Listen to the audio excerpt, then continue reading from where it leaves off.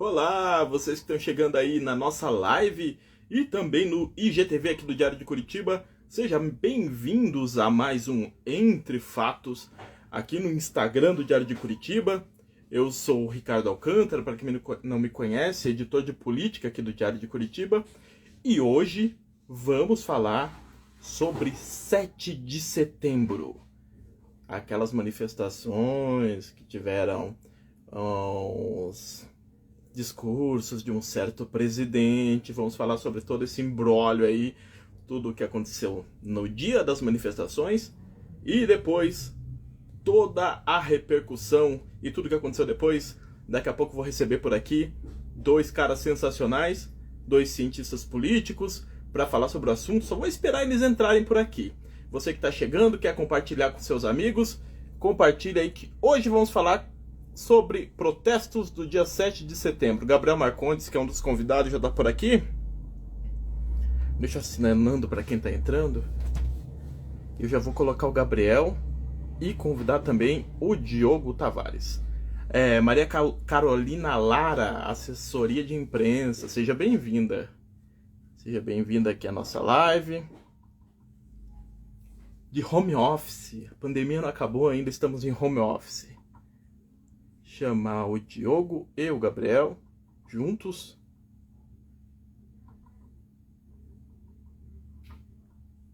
Para participar. Sexta-feira friazinha aqui em Curitiba, né? Novamente. O pessoal que está aí fora do estado, fora da capital paranaense, por aqui está começando a fazer aquele friozinho, o inverno está quase acabando, mas ele está aí ainda, né? Sempre mostra a cara. Sirlene Araújo, nossa editora também aqui do Diário de Curitiba, seja bem-vinda. Vamos falar sobre o 7 de setembro, hein? Hoje com Gabriel Marcondes e Diogo Tavares, o parceirão das lives aqui. Você que está chegando e quiser compartilhar, compartilha aí com os amiguinhos, tá bom? Já enviei o convite, só vou aguardar para ver se eles entram.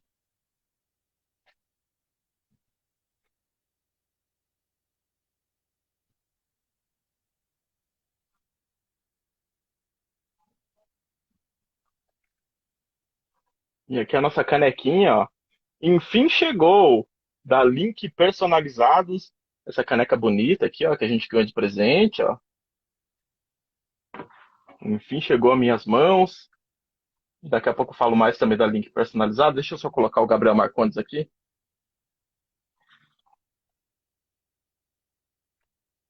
Outra vez o convite enviado.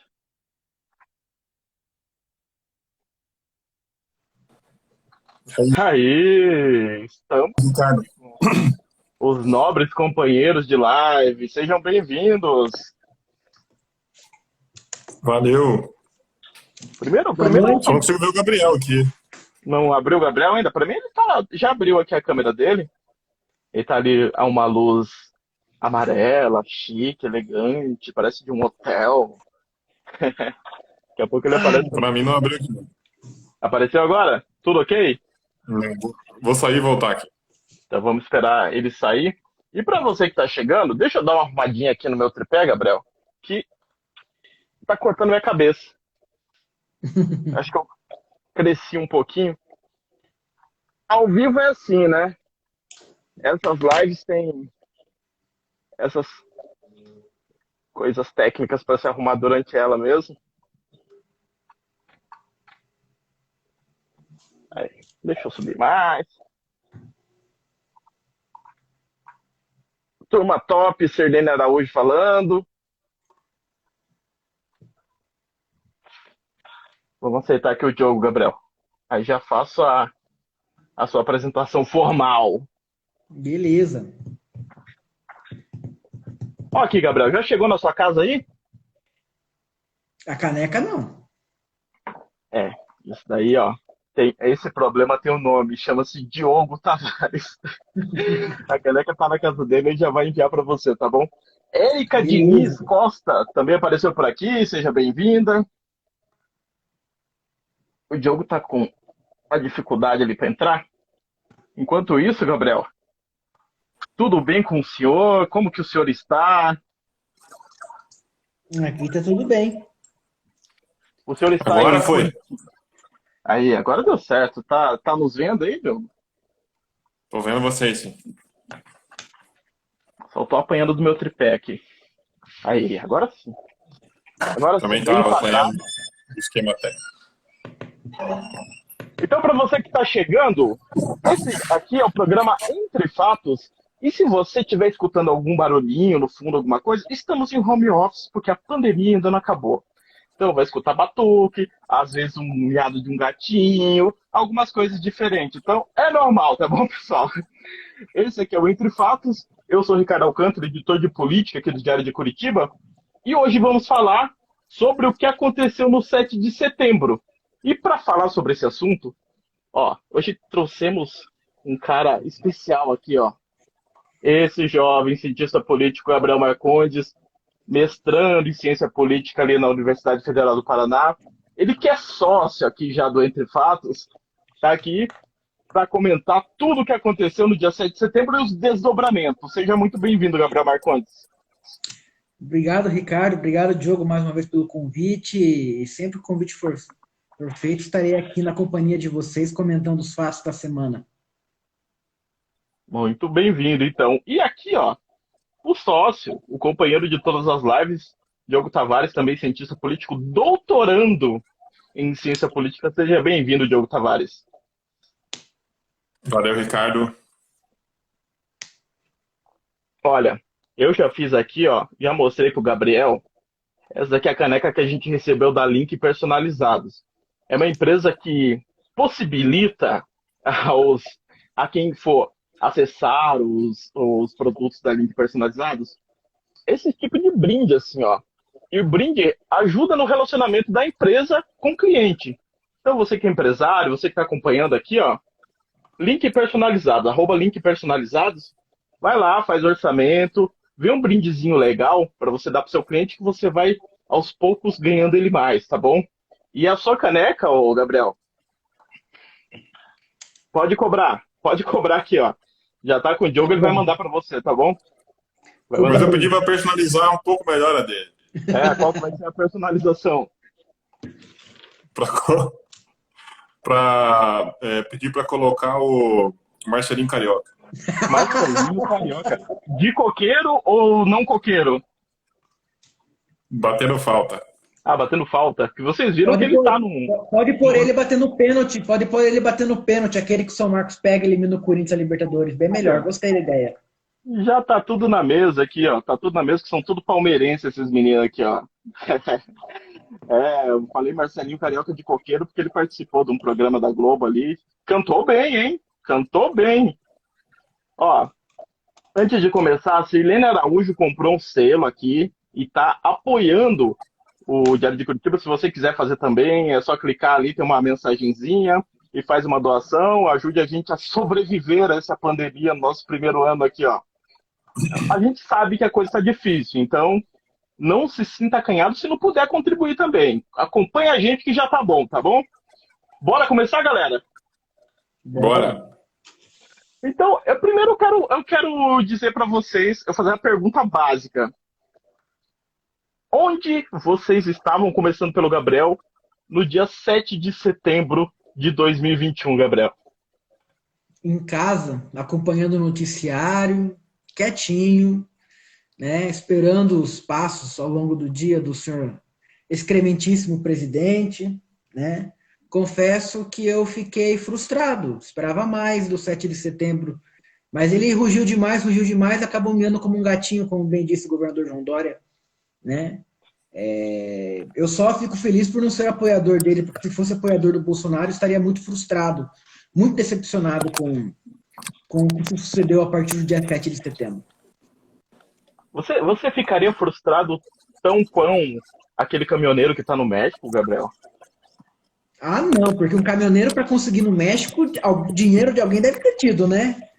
Se eu tivesse passando por perrengue lá na cidade do México com um hotel, vixe Maria, estaria bem demais. Eu me preocupo com um caminhoneiro de fato, entendeu? Que foi barrado na rodovia pelos companheiros de profissão, certo? Pelos caminhoneiros que ainda acreditam ou acreditavam, né, que o presidente poderia fazer algo ali fora das quatro linhas, mas um corno covarde como ele não vai fazer nada, entendeu? Ele é bravateiro. entendeu? Eu acho muito triste a gente a gente continuar dando palanque para esse louco, sabe?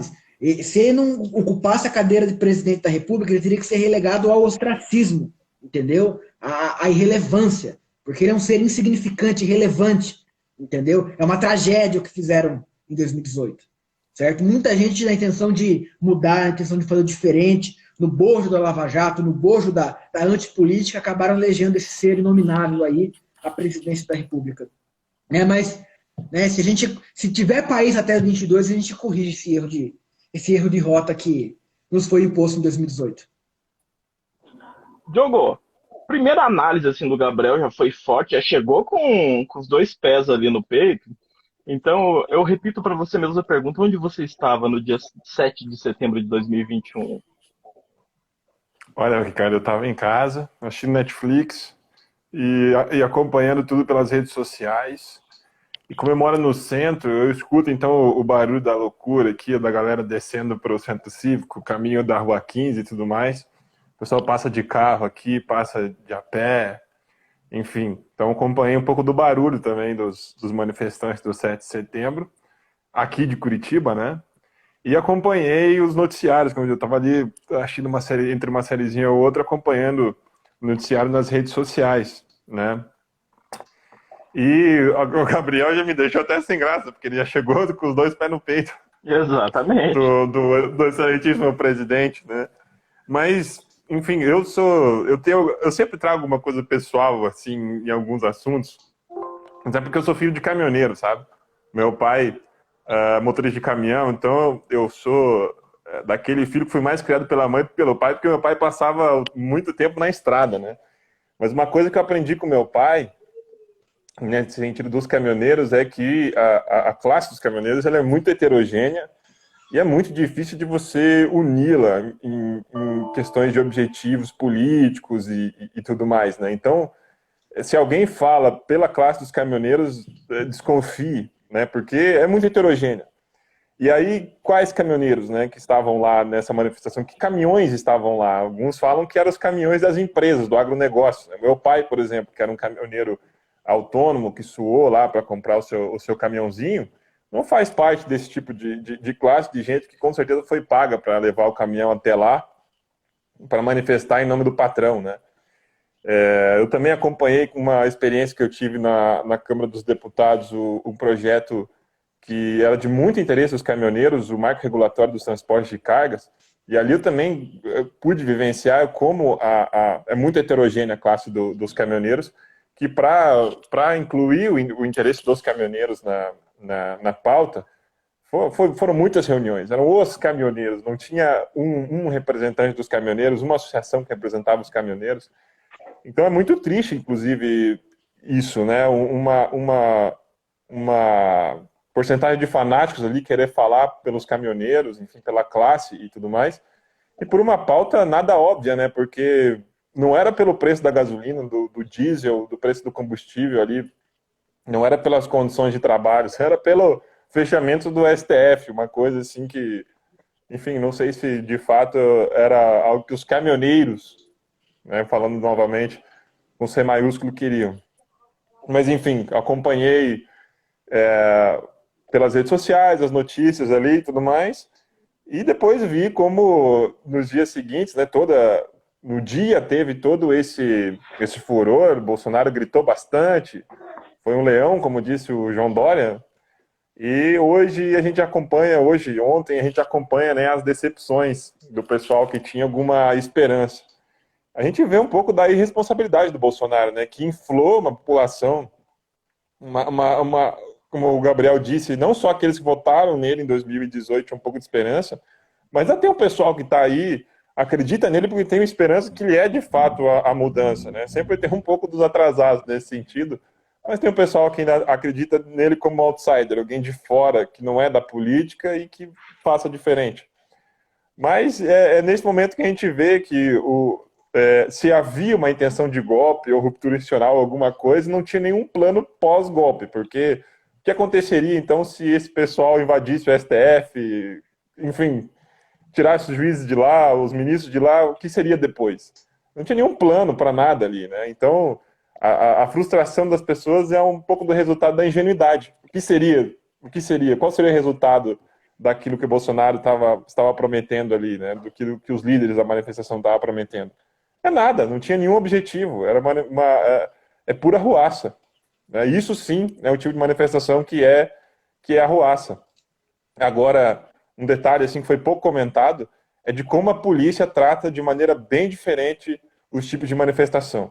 É claro que a polícia não deixou com que, em alguns momentos, os manifestantes se aproximassem do prédio do Ministério das Relações Exteriores, ali que os manifestantes se aproximaram, mas no outro dia os caras foram lá tentar arrombar o Ministério da Saúde e tudo mais, e a polícia tem todo um outro tratamento com esses manifestantes, porque parece que há uma proximidade ideológica entre os interesses desse tipo de manifestante e a polícia militar nos estados.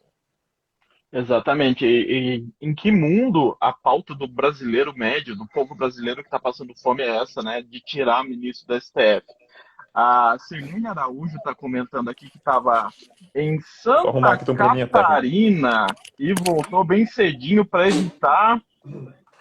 evitar o fechamento das rodovias. Meia dúzia de gato pingado tentando o fechamento da rodovia.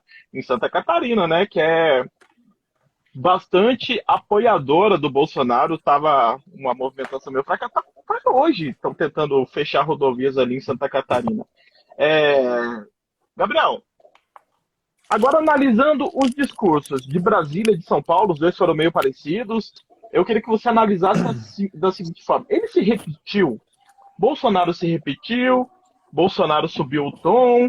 Qual que é a sua análise sobre isso? O que a gente pode esperar a partir de agora? Já teve uma repercussão, ele já mandou aquela carta que daqui a pouco a gente vai comentar mais sobre isso, mas quais serão os próximos passos agora dessa escalada do Bolsonaro nesse ataque à STF, às instituições?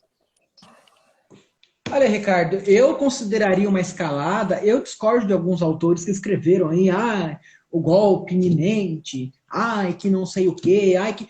Olha, nós somos um país assim com muitas limitações.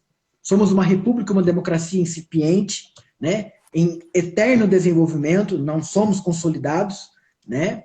Mas até mesmo uma frágil democracia e com as instituições cambaleantes do jeito que estão, é preciso ter alguns atributos mínimos se pretende dar um golpe, certo? E o Bolsonaro não reúne esses atributos, entendeu? O Bolsonaro é um erro de percurso, ele é um ponto fora da curva, ele é medonho. Enfim, é triste de ter que estar comentando essas coisas ridículas que ele faz sucessivamente. Eu não acho que é uma escalada, entendeu? Se foi uma escalada no 7 de setembro, ele subiu na torre e falou para os seus, mas e o dia seguinte? Entendeu? O dia seguinte ele recorre ao Temer para ligar para Alexandre de Moraes, pedir desculpa, entendeu? Apaziguar as coisas. Assim, ele tem o mesmo comportamento do que tinha como deputado, como presidente do Brasil. Ele não é presidente só dos seus, entendeu? E eu agora, que voltei a trabalhar, voltei a ter contato com o povo, estou tendo contato com pessoas que ajudaram a eleger ele em 2018, achando que ele faria diferente, e a decepção é muito grande, Ricardo. A experiência do Bolsonaro vai ser mais um flagelo na nossa democracia, entendeu? Para que todo mundo é igual, ninguém muda, entendeu? A gente precisa avaliar até que ponto a frustração com o Bolsonaro vai nos levar a uma correção de rota da nossa democracia ou vai levar a um descrédito maior ainda das nossas instituições, dos nossos políticos, entendeu? Isso a gente vai poder acompanhar durante as próximas eleições. Mas, assim, não tem o que analisar no discurso do Bolsonaro. É bravata, Ricardo. Eu estava lendo o Roda Viva dos anos 90 sobre um sociólogo francês em que ele falou que os anos 90 marcou o fim dos discursos, entendeu? Acabou, não se tem mais essa aura, ninguém para mais para ouvir um discurso, certo? E o do Bolsonaro segue por esse caminho, entendeu? É um discurso muito voltado para o seu grupelinho histriônico, certo? É incrível, assim, eu não desconsidero, não acho que a manifestação flopou, não acho que essa mobilização, apesar do financiamento, o quantitativo de gente mobilizada não é para se jogar fora, não é para se desconsiderar, entendeu? É para se considerar sim. Vamos ver, vamos comparar com o dia 12, quem vai, quem não vai, para a gente ter uma base. Mas fica muito difícil de avaliar o discurso do presidente quando, na verdade, ele não se sustenta por 24 horas. Né? Vai para o púlpito, fala para os seus, e depois volta com o rabo entre as pernas pedindo ajuda para o Temer para ligar para Alexandre de Moraes. Né? É bravata, é muito truqueiro, entendeu? Para não dizer outra coisa aqui e não ser processado. E Diogo, como que você analisa esse discurso? Você vai na mesma linha do Gabriel? E você que é um millennial, Diogo. Flopou? O que que é Não sou flop? O milênio. que flopou? O que que é flopar? Você joga as perguntas mais difíceis para mim, né? Você pergunta, sei lá, sobre a qualidade da nossa democracia, sobre questões institucionais, você pergunta flopou, não sei, cara. Mas eu entendi que parece que é alguma coisa que falhou, né? Que não foi aquilo que se esperava, né? Mas eu vou na mesma linha do Gabriel, não tem que se analisar nesse discurso, pura bravata, assim, e arregou, né? Você tem um discurso menos millennial, ele arregou, jogou muito alto, jogou muito pesado, assim, e arregou. E eu acho que uma outra coisa que tinha uma análise pré, e tem um pouco de gente que eu chamo, não só eu chamo, uma literatura chama dos profetas da desgraça, né? Tá falando assim, não, tá vendo um golpe iminente, tá vindo um golpe por aí. Uma coisa assim para deixar as pessoas bem tranquilas. Eu já falei aqui que eu acho que em alguns momentos a ciência política também ela é tão difícil também você fazer previsões políticas que o pessoal que fala de signos aí chega até a ser mais sério, né? Consegue prever mais ainda. Porque em qualquer momento alguma coisa pode acontecer e o cenário político mudar. Mas pode ter certeza que as instituições brasileiras, mesmo em formação, como o Gabriel falou, em eterno processo de formação, elas são muito sólidas para aguentar e suporta esse tipo de agressão, né? Eu não acho que teremos um golpe iminente, não acho que teremos que nossa democracia vai ser solapada por um líder como Bolsonaro, e muita gente compra um pouco daquele discurso de um livro que ficou muito famoso, inclusive eu às vezes coloco aqui, mas é porque ele é bonito de capa, mas o seu raciocínio ele não é tão firme assim, que é aquele livro Como as Democracias Morrem, né? Que tem muito viés daquela análise, que é uma ideia de que, primeiro, são autores que não têm uma preferência por outro tipo de sistema de governo, que é o parlamentarismo e não o presidencialismo. Então, eles acham que toda democracia presidencialista está fadada ao fracasso. Mas a gente já viu que, inclusive, na América Latina, mesmo que os países cambaleiem, né, os golpes eles são cada vez menos recorrentes, né? Tem situações muito específicas, participação militarizada muito mais forte, inclusive, que no Brasil. E o último desses casos foi a Venezuela, né? O próprio Brasil, e vamos comparar com a Venezuela, que inclusive o Maduro não pediu o fechamento do STF, ele foi lá, fez um acordo com o STF deles e aumentou o número de juízes na corte para ter o controle da corte, porque ele sabe, se ele precisasse dar um golpe, ele precisava da corte, não fechar a corte. Em 64, quando os militares deram um golpe, a corte brasileira não respondeu, né, como assim, se esperava, né, jogou com os militares. Então, assim, a gente vê, como o Gabriel mesmo comentou, parece que não tinha uma estratégia. Se havia uma ideia de algum tipo de golpe, não tinha nenhuma estratégia após uma invasão, após a quebradeira, o que vão fazer? O que vão fazer do Estado dali para frente quando a gente tomar esse poder via golpe? Então, eu nunca acreditei que fosse golpe e também não acredito que a democracia brasileira é tão frágil assim para não suportar um Bolsonaro que, na verdade, é patético. Ele não tem nada de alguém que consiga, de um estadista autoritário que consiga planejar um golpe, por exemplo. A Sirlene está contando aqui que ela, como uma boa millennial, ela falando que flopou é porque eles esperavam mais pessoas na rua. A palavra flopou ficou em segundo lugar no Twitter como assunto mais comentado dia 7/9. A primeira mais comentada era fora Bolsonaro, hashtag fora Bolsonaro. Rodrigo Bis RBS. Grande Diogo e Gabriel, é um conhecido de vocês, está acompanhando aqui. Conta aí pra gente, ô Rodrigo, o que você estava fazendo no dia, qual foi sua percepção, manda uma pergunta aí pros meninos, faz uma pergunta bem capiciosa para eles que eles gostam. Eles estão se coçando ali sentados, querendo uma pergunta daquelas assim, para poder queimar o cérebro. Hoje a gente está falando aqui sobre os protestos dia 7 de... Eu tô brincando, hein? Não precisa ser tão capciosa, não.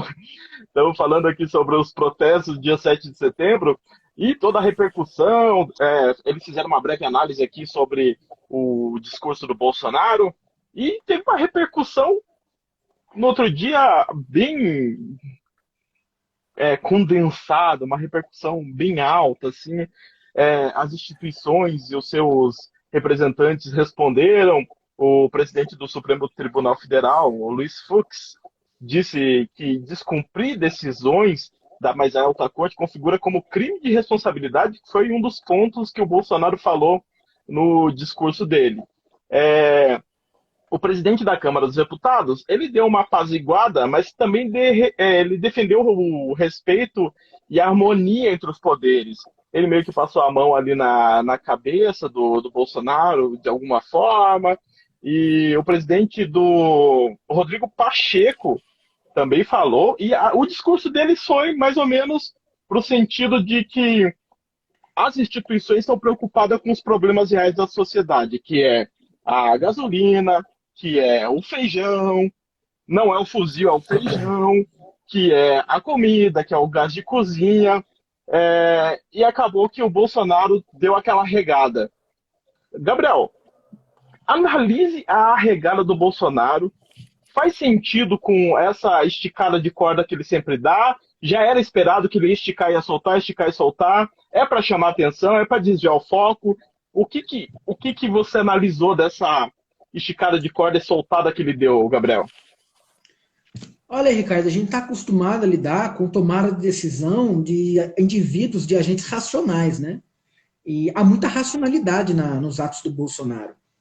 Né? Eu sou adepto daquela corrente de opinião de que tudo é uma cortina de fumaça, de que tudo é uma bravata para manter mobilizado o seu público, entendeu?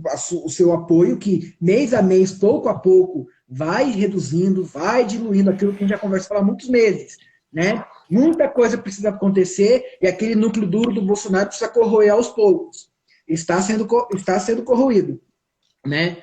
Agora, sim, é impressionante a condescendência. Eu teria vergonha.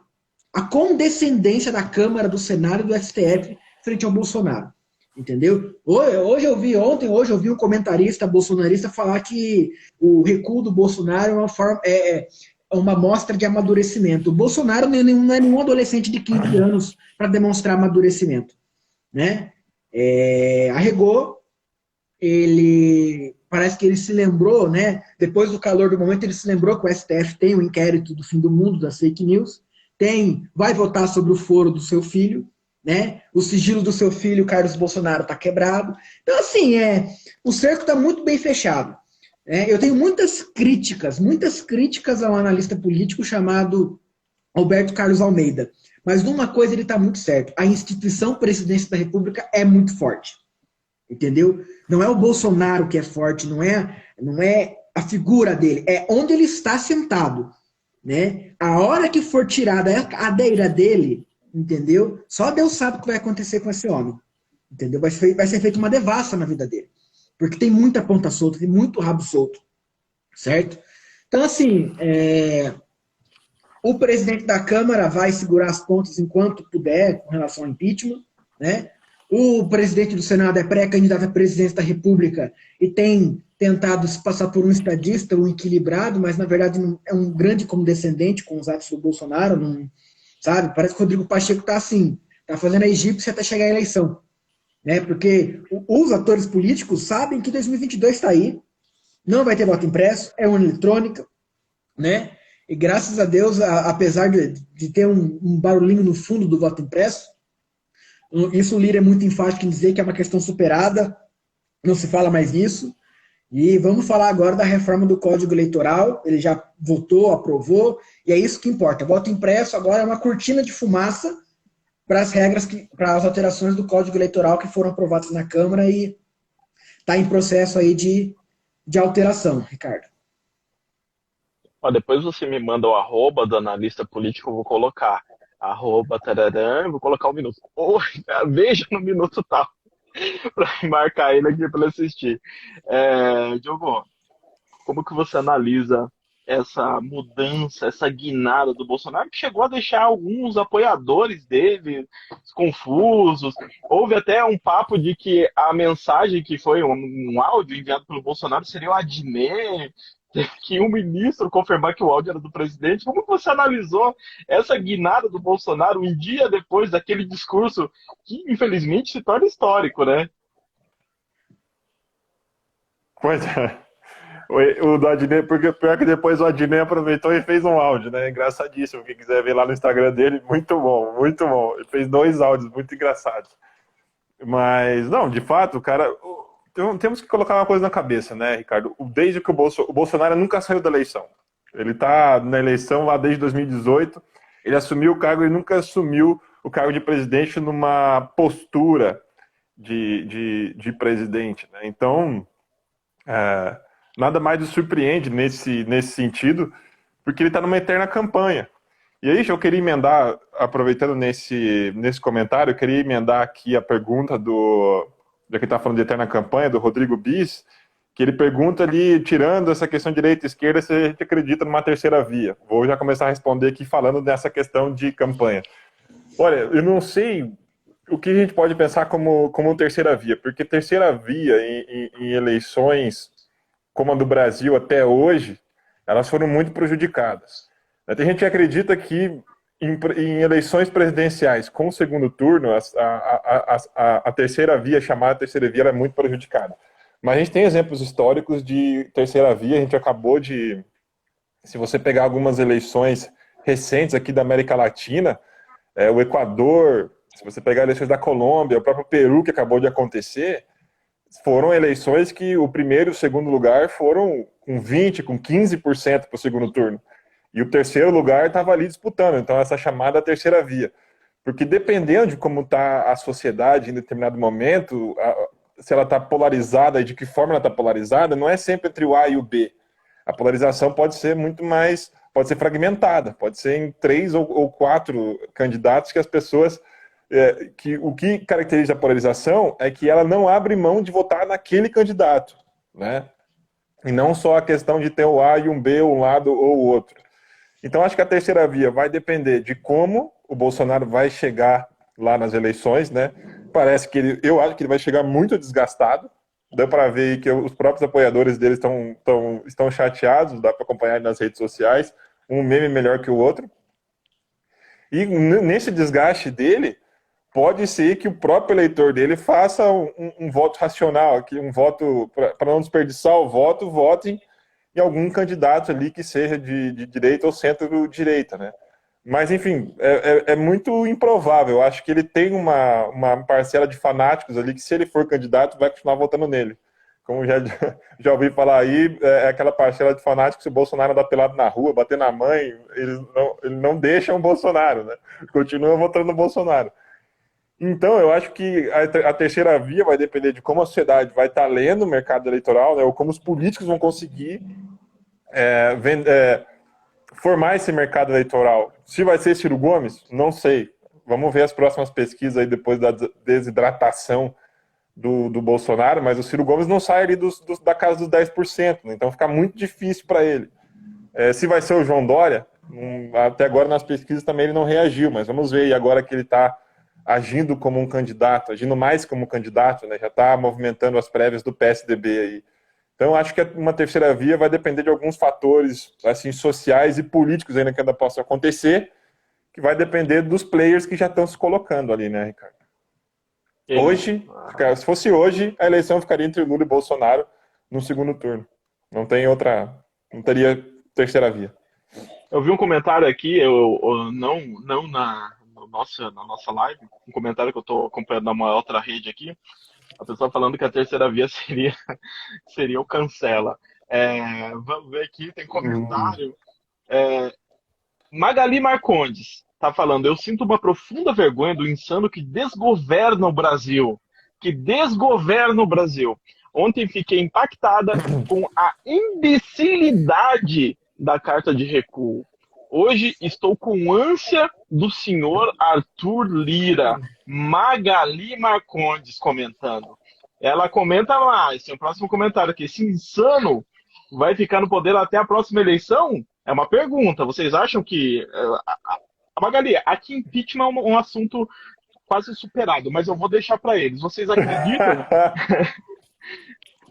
Olha, eu tenho feito, né, ao longo dos últimos anos, ao longo desse governo Bolsonaro, eu tenho feito um esforço muito consciente, muito racional, né, e homérico de não me deixar contaminar, não deixar com que a conjuntura ataque meu fígado, mas eu tô com muita dor de fígado e tá difícil segurar, entendeu? Eu confesso que nos últimos dias eu tenho perdido as forças de me segurar, de não me contaminar, né, com as besteiras, com as asneiras, com tudo isso de ruim que o nosso presidente faz.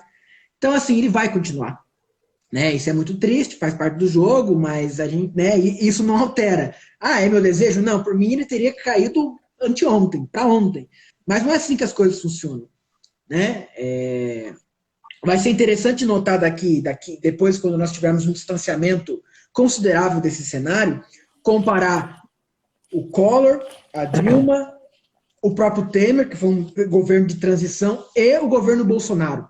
Né? Porque o Temer foi votado em impeachment dele 2 vezes.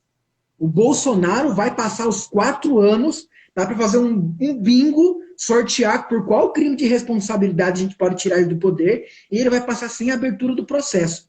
Então vai caber aos cientistas políticos, né? Vai caber sempre a nós essa bucha aí, vamos ter que analisar o porquê. Mas agora, no calor do momento, né, assim como presidente, nossas análises podem sair um pouquinho, né, com o distanciamento necessário, a gente vai poder averiguar com os dados, né, consolidados, a gente vai poder averiguar corretamente. Olha, o Bolsonaro, apesar de todos os defeitos, 20 e tantos anos na Câmara ali faz diferença. Ele sabe como a Câmara funciona, né? Ele sabe, ele delegou ao Centrão aqui, a cada ato, a cada movimento do Bolsonaro, o apoio do Centrão a ele fica mais caro. Eu vi uma notícia tempos atrás que eu achei a coisa mais surreal do mundo. O PP, o principal partido do Centrão, do Ricardo Barros, Ciro Nogueira, Arthur Lira, impôs 2 condições para o Bolsonaro para manter o apoio a ele até a eleição. São 2 coisas que qualquer político racional, qualquer político que não tivesse na mão desses caras, não aceitaria. Que é, o Bolsonaro não vai se filiar ao nosso partido. Nós não vamos arcar com o ônus do Bolsonaro na nossa legenda. E outra, os partidos estaduais têm liberdade para fazer alianças locais. Ou seja, não conte com a gente nos estados, se o PP no Nordeste quiser apoiar o Lula, vai estar liberado. Então, assim, o Bolsonaro está na mão desses caras, entendeu? E a cada ato falho do Bolsonaro, mais caro fica para o Bolsonaro o apoio desse Centrão no Congresso. Então é um jogo que se retroalimenta, o Centrão joga em cima, né, dos erros do Bolsonaro e, enfim, assim fica muito difícil de ocorrer qualquer coisa. Agora, a minha esperança, né, agora esperança mais como cidadão do que como cientista político, é que depois essa escaladinha do presidente, né, que não durou 24 horas, que retome o processo de cassação da chapa, que retome o processo de inelegibilidade do presidente, né? Por incrível que pareça agora, as esperanças de que algo seja feito recai sobre o judiciário, não mais ao campo da política. A política vai tocar aí a banho-maria até as eleições. Diogo, você acredita Ricardo, que ele finaliza mais? Eu achei até engraçado que você lembrou que o impeachment é algo superado aqui. Mas eu quero te colocar um temperinho aí, ó. Eu quero que você lembre o Bolsonaro com a viola, assim, fingindo que é uma arma.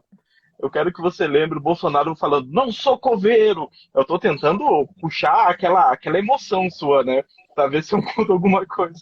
Você acredita que fica até a próxima eleição? Continua algo superado aqui no Entre Fatos? Olha, eu estou até respondendo aqui uma pessoa que já estava me fazendo umas perguntas aqui. O Rodrigo colocou umas questões aqui muito interessantes do nem, vou comentar depois. Mas essa questão do impeachment do Bolsonaro e se ele vai até o final, claro, como o Gabriel colocou aqui, dá para fazer um bingo dos crimes de responsabilidade para fazer o impeachment. Recentemente eu li um estudo muito interessante, uma cientista política canadense, que ela colocou mais elementos digamos assim, nas variáveis necessárias para que se haja um afastamento presidencial. Porque tem presidentes que, assim que eles são noticiados de um processo de impeachment, eles renunciam, nem passam pelo processo, porque o processo é traumático, assim, né? E ela colocou, ela faz ela tenta buscar ali nas torneirinhas das variáveis quais são as variáveis que combinadas são mais importantes para que ocorra de fato uma queda presidencial. E ela colocou que o escândalo de corrupção é uma variável muito, muito importante para que isso ocorra, combinada com impopularidade, economia, o contexto econômico indo muito mal, manifestações na rua, é uma coisa que a gente não tem agora por conta da pandemia, está voltando aos poucos com as manifestações na rua, e o presidente ser minoritário no Congresso. O presidente é minoritário no Congresso, mas o Congresso eu acho que didaticamente está indo bem. Eu acho que não é bom para a democracia, bom para o Brasil a gente voltar ao processo do impeachment.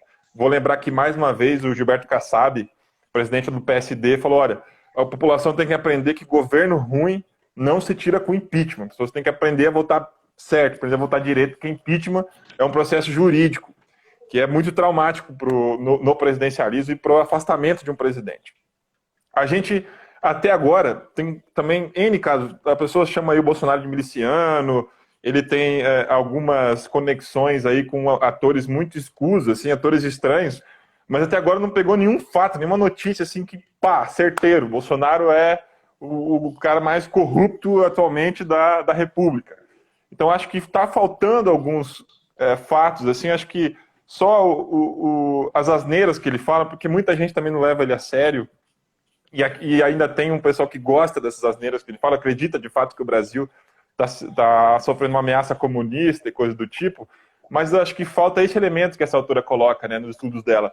Aquele fato-chave que a grande parte da população, assim, 80%, 90% da população acredita que o Bolsonaro é o cara assim, muito corrupto e que ele tem que ser afastado. Escândalo de corrupção ou escândalo político, quando o presidente não consegue reverter mediaticamente ou de alguma forma assim de comunicação, ele é o elemento mais certeiro para o impeachment, é claro que somado com as outras questões, né? Aí o Bolsonaro vem somando, né? A gente está com uma inflação galopante, os preços, o povão que vai no mercado, que abastece o carro todo dia, vê que os preços aí estão cada vez mais suportáveis. Eu acho que ele está somando elementos, mas o elemento Congresso, a Câmara dos Deputados vai segurar esse processo de impeachment.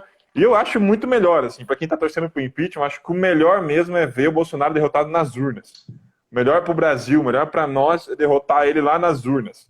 Aí esse cara, enfim, vai para o ostracismo de vez, porque tirar ele por impeachment, vai vir o discurso do golpe, que impeachment é golpe, não, vai fazer toda uma retórica, né, que vai ter ali a porcentagem de fanáticos vai continuar defendendo ele, e de fora ele vai continuar gritando, de fora vai continuar incitando manifestações. Então, melhor mesmo derrotar ele nas urnas.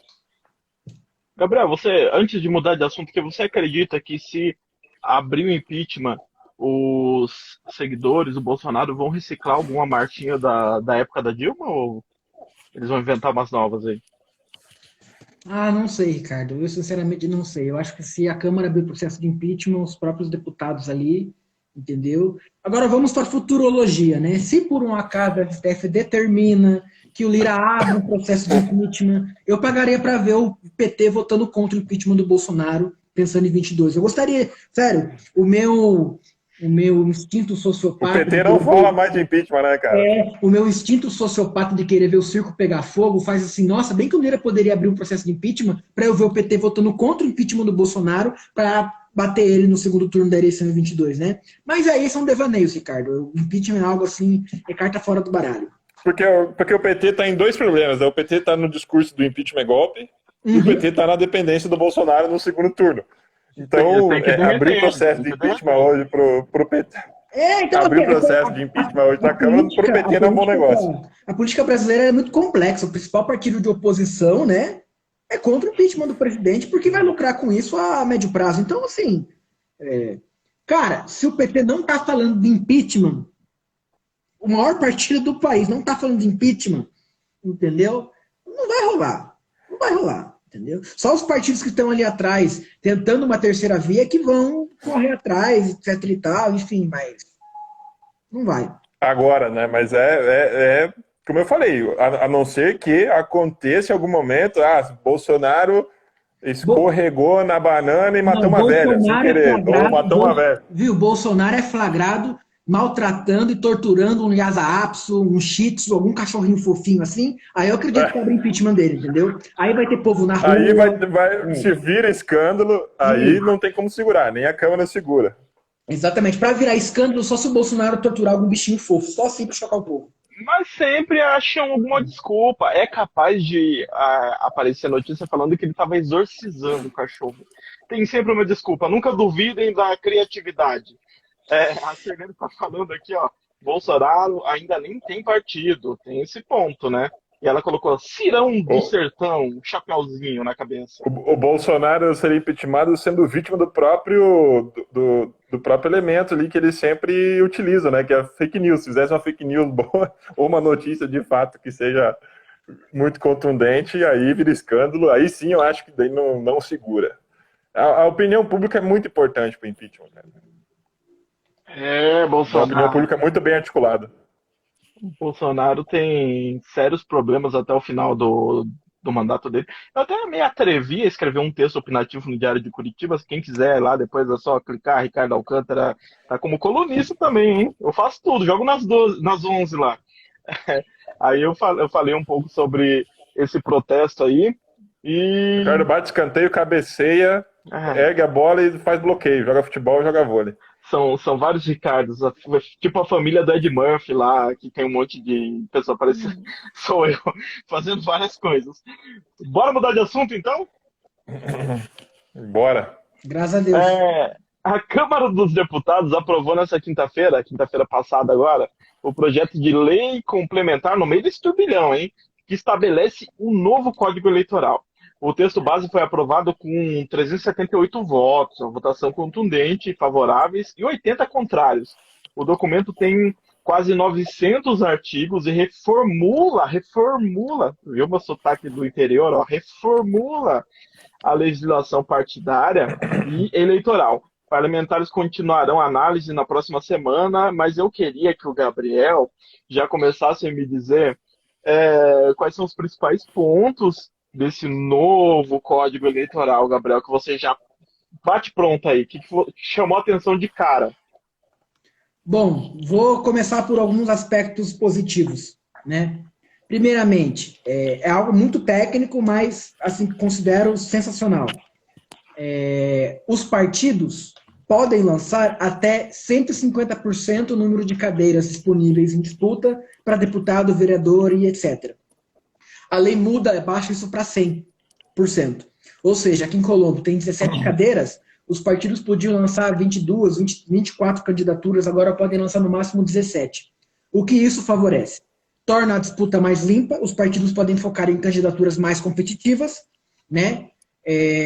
Enfim, isso torna a disputa para o legislativo, que é muito, muito disputada, mais clean, mais limpa. Diminui o número de candidaturas, torna mais inteligível para o eleitor. Eu acho que essa mudança ela é simples, mas muito eficiente, né? Outra coisa que eu considero fundamental, que é uma coisa chata para quem trabalha com campanha, é que as últimas campanhas tinham um modelo de plaquinha, tamanho exato, como fazer o material, acabou. Entendeu? Quem quiser fazer outdoor faz, quem quiser fazer plaquinha para carro faz, entendeu? Melhorou. Esse é um ponto que melhorou, entendeu? Vamos voltar a ter diversidade de materiais, tirou esse padrão.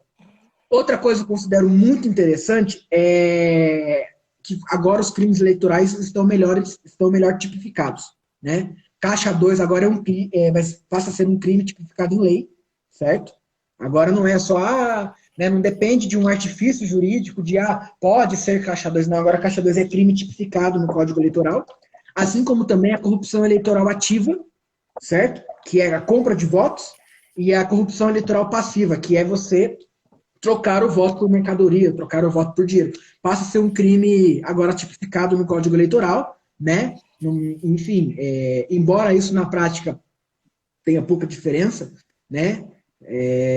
Legalmente isso torna as coisas um pouco mais claras. Esses são alguns aspectos positivos, né? E aí também a cereja do bolo, a coisa que mais faz os cientistas políticos suspirarem é a tal da federação partidária, né? A federação partidária, eu acho que se for mantida, é a maior inovação eleitoral do país desde, sei lá, a criação da lei dos partidos, o próprio fim das coligações. Só que a federação partidária é algo que eu quero deixar para o Diogo comentar, porque os olhos dele brilham mais sobre esse assunto do que o meu. Diogo, federação partidária. Há bastante confusão, assim, de quem não tem conhecimento aprofundado para analisar. E eu já escutei em jornais, já vi em jornais, assim, umas confusões esquisitas, alguns analistas fazendo umas confusões esquisitas. Mas aqui não vai ter, né? Então vamos deixar aqui pro Diogo. Federação partidária. Que bicho é esse? Vamos lá, vamos tentar simplificar o máximo possível. Federação partidária seria nada mais nada menos que uma coligação, como a gente já conhece. Então, nas eleições, os partidos, para atingir lá o chamado quociente eleitoral, né, eles se coligam para somar o maior número de votos e juntos atingirem essa meta, né, de votos, digamos assim, bem simplificado. E o que acontece? Quando eles atingem lá, distribuem-se as cadeiras entre os partidos, eles vão, né, finalmente representar lá na Câmara, essa coligação acabou, né? A coligação só vale para o momento eleitoral. O que as federações fazem?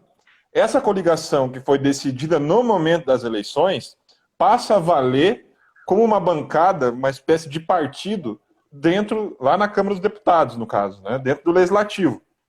Então, vou dar um exemplo aqui, vou exemplificar. Digamos que, agora, também só fazendo um retorno, e agora essas coligações vão ser de caráter nacional. Então, indo para um exemplo agora, o PT nacional decidiu que vai coligar no Brasil todo com o PSB e o PCdoB. Então, todos os estados vão ter que responder essa configuração de coligação. E todos os deputados eleitos por essa coligação vão dizer que essa coligação vai ganhar um nome, vão dizer que é Frente de Esquerda, o nome. Os partidos terão que fazer representação, terão estrutura, terão cargos de liderança, tudo que eles têm direito quando são eleitos, quando os deputados são eleitos, isso passa a não ser mais do partido, mas passa a ser da coligação, que vai se chamar a federação partidária.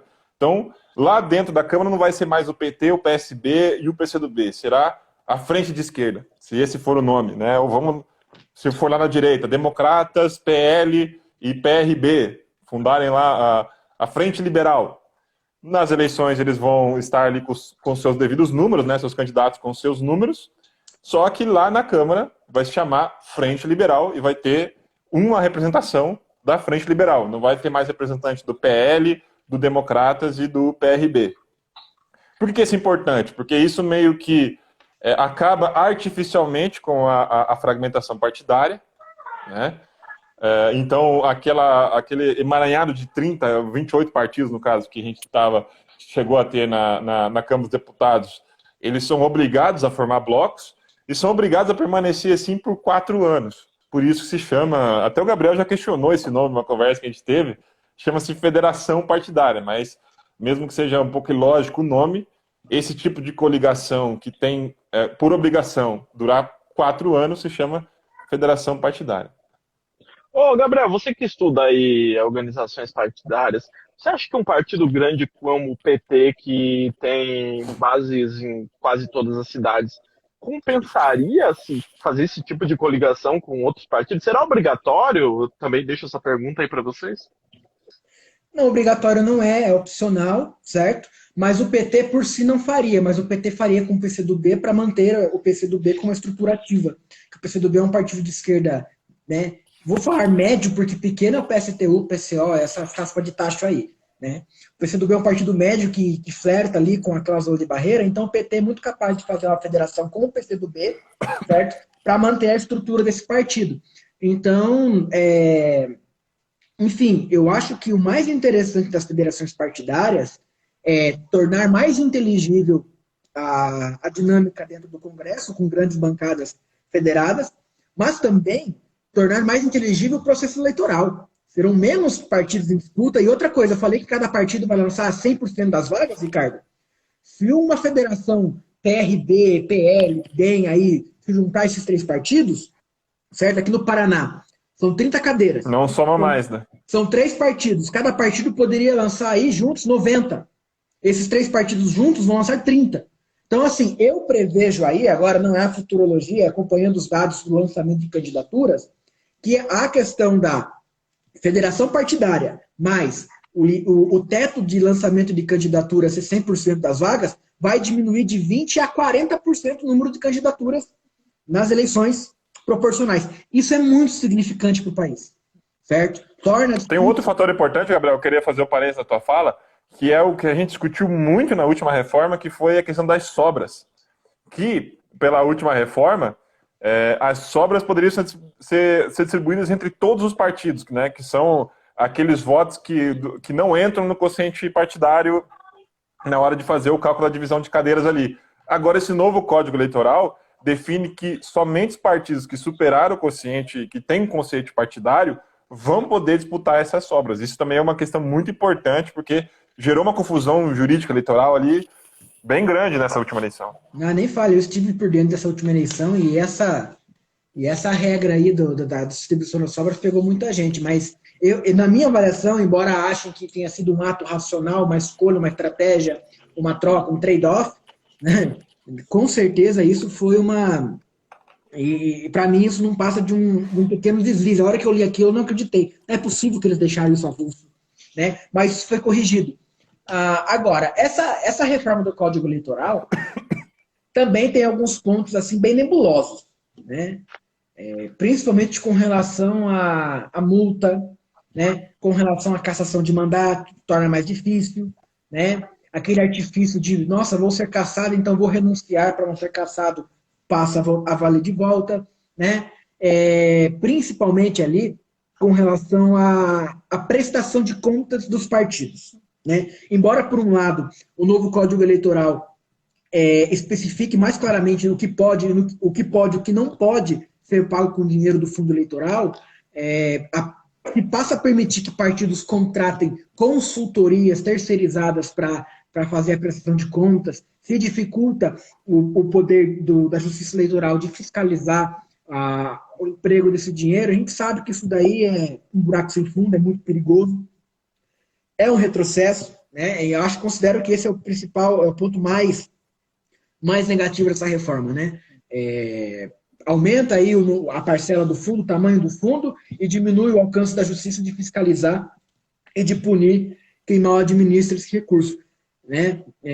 Enfim, agora vai ter especificado no Código Eleitoral com relação a dinheiro do fundo partidário para pagar mensalidade, um salário a dirigente partidário, entendeu? A partir do momento que você torna isso possível e diminui o poder da Justiça Eleitoral de fiscalizar e de punir o mau uso do dinheiro, aí realmente o negócio é bem perigoso, bem perigoso.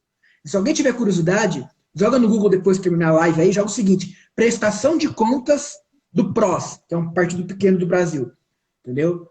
Compra de carro, compra de apartamento, compra de avião, fundo eleitoral, gente, é uma bagunça, entendeu?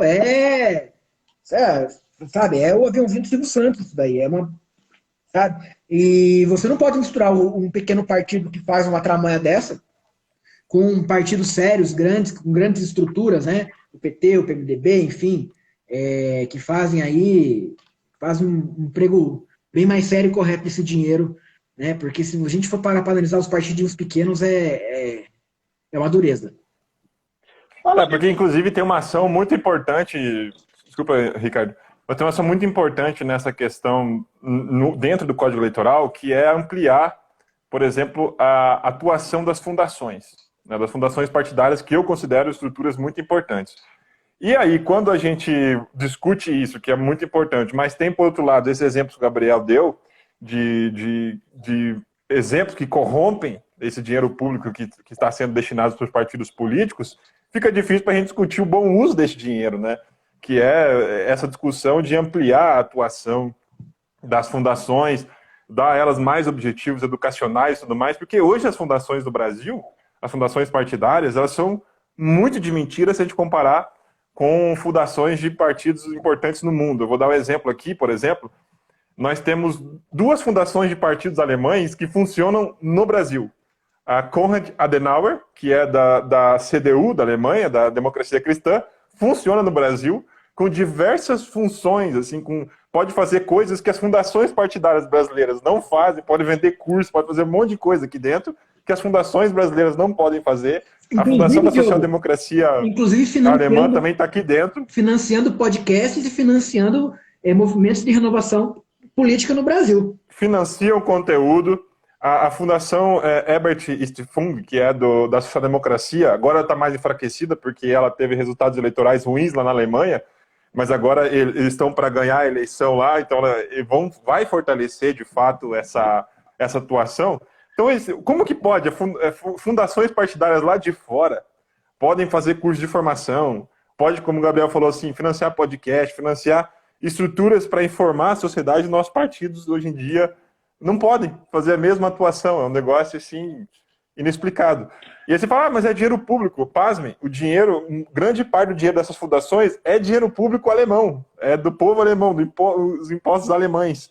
Então, porque de fato são fundações muito sérias que têm como um objetivo de fundo espalhar o legado da democracia pelo mundo, né? E contra regimes autoritários, e enfim, a democracia é cara, ela custa muito caro, e precisa desse trabalho didático, educacional também, para que ela se estabeleça.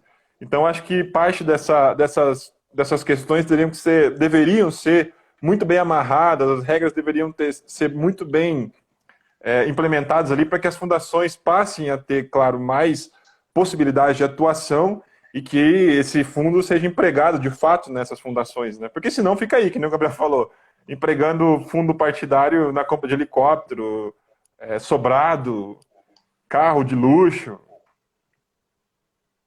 O PROS, a prestação do PROS, né? Eu vou puxar aqui depois para dar uma olhadinha. Fiquei curioso com esse PROS, hein? Já que vocês estão falando aí de partidos nanicos, uma coisa que me chamou a atenção aqui nesse novo código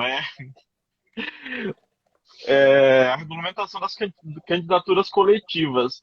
Ô, Diogo, você que é um estudioso aí das democracias mundiais, existe precedente para isso, Diogo?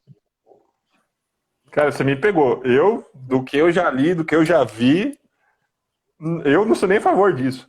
Mas porque isso meio que, né, deturpa a ideia de representação. Mas do que eu já vi de representação coletiva em sistema eleitoral de lista aberta, não. Para começar, é porque nosso sistema eleitoral já é bizarro.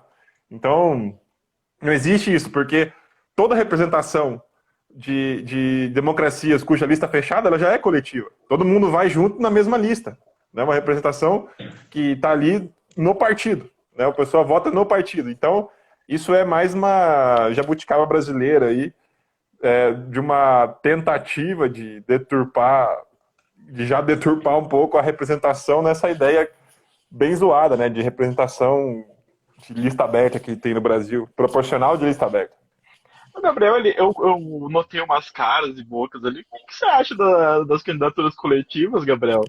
Olha, Ricardo, eu participei de um evento eleitoral 2 anos atrás, sobre reforma eleitoral, e um cara mestre em direito, doutor em direito, estava lá todo elogioso com as candidaturas coletivas e, assim, os caras piram, entendeu? A candidatura, o mandato coletivo é mais uma deslegitimação, entendeu? É mais um pequeno caruncho da nossa democracia representativa, entendeu?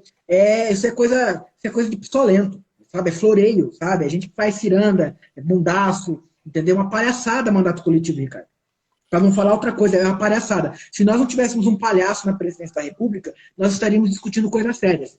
Como, por exemplo, esses movimentos de renovação política, esses movimentos suprapartidários que elegem seus quadros com dinheiro do partido e depois fazem com que eles, em diversos partidos, PDT, PSB, Cidadania, votem de acordo com o movimento suprapartidário. Né? Se o Brasil fosse um país sério e não tivéssemos um palhaço na presidência da República, estaríamos discutindo isso agora.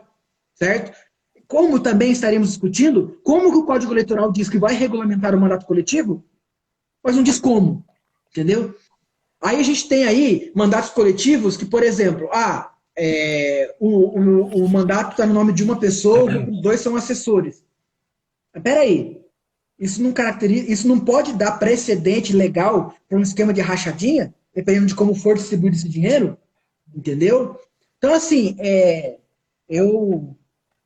Espero que os psolistas, psolentos me desculpem aí, mas esse mandato coletivo é uma palhaçada, é uma brincadeira de mau gosto. O Diogo mesmo já falou, quem estuda o sistema eleitoral brasileiro sabe que o de representação de lista aberta como o nosso, né, embora você escolha um deputado de um partido, o mandato é coletivo, o mandato do partido, entendeu? Né? Embora esse mandato coletivo tenta, de uma forma muito sorrateira, muito rastaquera, superar o dilema da representação personalista do país. E não vai ser assim que a gente vai resolver, gente. Entendeu? Eu espero, olha, eu espero não, eu sei que da regulação do mandato coletivo vai sair uma jabuticaba assim, ó, passada, amarga, azeda. Não vai sair coisa boa disso aí, Ricardo. A Silene falou aqui nos comentários da candidatura solo, que é pior ainda.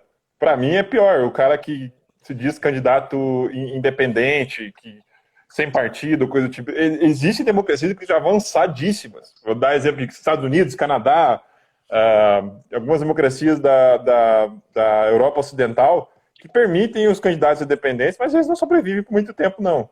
Que a estrutura partidária concentra os recursos financeiros e tudo mais. Porque quando o constituinte lá desse país, apesar que muitos exemplos de democracias parlamentaristas não tiveram isso que a gente tem, né, de constituinte, o momento que nós vamos desenhar o sistema de governo, né? Mas quando eles desenharam as suas instituições lá, foi tudo já planejado para que essa representação particularista, que o Gabriel falou que a gente tem que corrigir, mas não é assim, ela não tivesse incentivos, né? E o principal disso é você cortando a torneirinha do financiamento. Porque... mas o cara lá é milionário, ele vai lá e se financia. Beleza, ele financia, dura um mandato, o outro, vê que não tem, que a representação e a ideia de coletivo dentro do legislativo, ela é muito mais proveitosa do que ficar fazendo essa representação individualizada. Nos Estados Unidos tem alguns casos de governadores independentes, porque os dois principais partidos lá entram em crise em algum momento nesse estado, faz um mau governo, daí o outro substitui e faz um mau governo também, aí o independente vai lá e aparece nesse meio. Mas até o independente fazer um mau governo, os partidos voltam a representar lá. Se eu não me engano, o Alasca é um caso desse nos Estados Unidos. Então a candidatura solo, independente, eu acho que é pior ainda do que mandato coletivo, mas mandato coletivo não tem nada a ver. Assim, sendo bem millennium agora, já que você falou que não tem nada a ver. Ó, a nossa canequinha que a gente ganhou do Link Personalizados, na do Gabriel, a gente vai fazer aquele sistema que coloca água quente, aí vai aparecer mandato coletivo. E no do Diogo vai aparecer mandato solo. Mandato solo. Pessoal, agora são 9h12, estouramos o tempo. Então, queria Como agradecer sempre, né? aqui o nosso amigo Gabriel Marcondes, que mais uma vez veio aqui bater esse papo com a gente. A gente tem que marcar um bate-papo com o Gabriel e com o Fernando, porque esse novo código aqui abrange coisas que a gente pode tirar deles, né, Diogo? Sim, falar um pouco das questões de financiamento também, né? Isso. Eu acho que esse código tem mais de 900 páginas, né, o projeto do Código Eleitoral. Então, 900 tem muito artigos. suco para... 900 artigos, então tem muito suco para tirar daí, né? Se espremer aí, sai de tudo. Sai de tudo. Então vamos marcar para espremer esses dois jovens que sempre aqui colaboram com a gente. Gabriel, só tenho que te agradecer, meu caro. A galera que entrou por aqui, que assistiu só porque estava você, a dona Magali Marcondes, que eu tenho certeza que ela está aqui por causa de você. Então, já puxa mais audiência também. Obrigadão por essa força de sempre e pela participação, Gabriel. Eu que agradeço o convite, Ricardo, agradeço o Diogo, e sempre que vocês quiserem, puderem, chamem aí, a gente bate um papo legal, é sempre um prazer estar aqui no Diário de Curitiba. Quero agradecer também a quem nos assistiu, quem nos acompanhou, e tamo junto, até a próxima sexta. Isso aí. Diogo, você como um bom millennium, dá um tchau aí de milênio aí pra galera que acompanha a gente até agora, nessa sexta-feira, falando de política. Cara, o Gabriel que me conhece mais pessoalmente, ele sabe que eu não sou nada millennium, cara, né? Eu sou uma pessoa que envelheceu muito cedo nesse sentido, sabe? Ele vai até rir, assim, a gente tem algumas experiências com colegas nossos ali, os calouros de faculdade, que são mais millennials, assim, a gente não se entende, parece que é um abismo, assim, parece que há 30 anos de diferença. Então, quando você me chama de millennial, assim, eu fico, né? Eu não sei como seria um tchau de millennial, mas eu vou deixar um tchau. Antes do tchau do Millennium, temos uma coisa, Gabriel.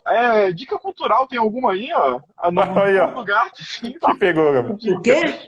Dica cultural, a gente tava esquecendo das dicas culturais. Tem alguma coisa aí pra dicar? Assisti um filme nesse feriado aí, recomendo para todo mundo. Primeiro porque é uma comédia muito boa com o Steve Carell, né? O cara do The Office, o cara do Virgem de 40 anos, que é Irresistível. É uma sátira do sistema eleitoral estadunidense e do financiamento de campanha nos Estados Unidos. Então, assim, é um filme muito engraçado, que carrega uma crítica à sociedade americana, à espetacularização da política. Está disponível no Telecine, está disponível nos sites piratas por aí, entendeu? Irresistível, a minha dica cultural. É um filme do ano passado, desse ano, não lembro agora, é recente, e é muito bom, super recomendo. Diogo Ricardo, a minha dica cultural... Quando eu falei minha dica cultural esses dias para um millennial, o millennial falou assim, what? Que é isso? What? Que eles respondem, né? Eles respondem em inglês. Deixa eu me concentrar aqui. Até eu ri demais da minha piada. Mas a minha dica cultural é eles não usam black tie. Que eu não tinha assistido esse clássico ainda, o Gabriel quase me bateu esses dias, nós conversamos, que foi até por conta ali do meu curso de teatro, que é um filme sensacional, um clássico do cinema brasileiro, eles não usam black tie. E o Gabriel me fez uma observação quando eu falei do filme, que ele foi escrito pelo Jean Francisco Guarnieri, que é pai de um cientista político bem famoso no Brasil. Como é o nome dele mesmo, Gabriel? Fernando Henrique Guarnieri. Fernando Henrique Guarnieri. E, enfim, o Eles Não Usam Black Tie tem um contexto político ali do início dos anos 80, né, da greve do ABC, ao qual o Lula ficou muito famoso e tudo mais. Conta no elenco com Fernanda Montenegro, enfim, o filme é sensacional, está disponível de graça no YouTube. Eu acho que entrou para mim, assim, junto com Dona Flor e seus dois maridos, lá da primeira versão, entrou no top 5, assim, dos filmes brasileiros. É um filme muito fera mesmo. Muito bem, então temos... Os millennials não gostam muito, mas é bom. Ele não usa black tie e Irresistível, é esse mesmo nome? Irresistível. Eles não usam black tie. Aí, 2 dicas culturais. Eu quero dar uma dica cultural aqui, é o documentário da BBC que está na Globoplay. Procurem A Vida Sob Ataque.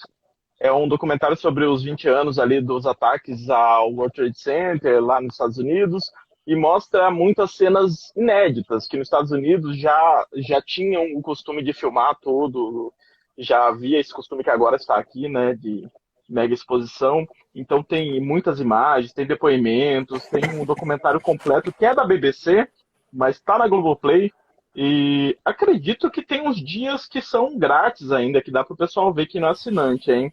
Então, A Vida Sob Ataque, lá na Globoplay, é só clicar, procurar. É bem legal. O assunto não é tão legal assim, mas esse tipo de acontecimento tem que ser sempre debatido e relembrado, não pode ser escondido. Aqui no Brasil a gente tem a mania de esconder as nossas feridas, não falar sobre escravidão, não falar sobre coisas tristes do Brasil, mas mundo afora é normal falar sobre isso, né? Então, A Vida Sob Ataque... Importante colocar o dedo na ferida, né? Exatamente. Meus caros, agora sim, vamos nos despedir. Obrigado novamente, Gabriel Marcondes. Obrigado, Ricardo. Caneca pro Gabriel Marcondes com mandato coletivo, hein, Diogo? Pode providenciar. Mandato coletivo. Já tá ali na casa do Diogo. Diogo, muito obrigado mais essa sexta-feira por essa parceria de sempre com o Gabriel aqui. Eu que agradeço. Então, sem tchau de milênio. Não sei, não é nada contra os milênios, eu não sei como seria um tchau de milênio. Fica no ar a pergunta. Como fica no ar a pergunta também, quem é Zé Trovão? São as perguntas que deixamos aqui para vocês nesse final de semana. Muito obrigado a você que acompanhou a gente. Uma pessoa fera para responder é a Sirlene. A Sirlene vai dizer para nós na segunda-feira como é o tchau de milênio e quem é Zé Trovão. Quem é Zé Trovão? Ela tá aqui, ó. Tchau do milênio. Fica para segunda-feira no Política e Elas, a partir das 18 horas.